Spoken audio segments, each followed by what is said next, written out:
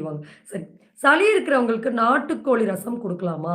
Soup குடுக்கலாமா? அப்டின்னா, நெறைய பேர் நண்டு ரசம், நாட்டுக்கோழி சூப்லாம் குடிச்சா சளி அறுத்துரும் அப்டின்னு குடிச்சிருப்பீங்க. ஸோ எத்தன பேருக்கு சளி அந்த மாரி குறைஞ்சதுன்னு மறக்காம கமெண்ட் செக்ஷன்ல போடுங்க. ஸோ கண்டிப்பா அது குடுக்கக்கூடாது.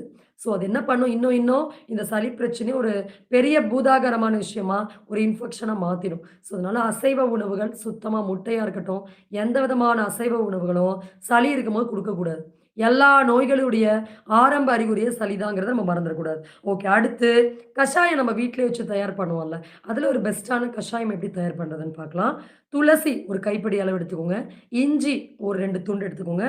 ஓமம் 1 ஸ்பூன் எடுத்துக்கோங்க. தண்ணீல போட்டு நல்லா கொதிக்க விடணும். எக்ஸ்ட்ராக்ட் பூரா அந்த தண்ணீல இறங்கணும். இறங்கிய பிறகு இத நம்ம அரைச்சு கூட போடலாம். இன்னும் நல்லா எக்ஸ்ட்ராக்ட் இறங்கும். வடிகட்டிக்கணும். வடிகட்டிட்டு பனக்க பனக கற்கண்டு இல்லன்னா நாட்டு சர்க்கரை.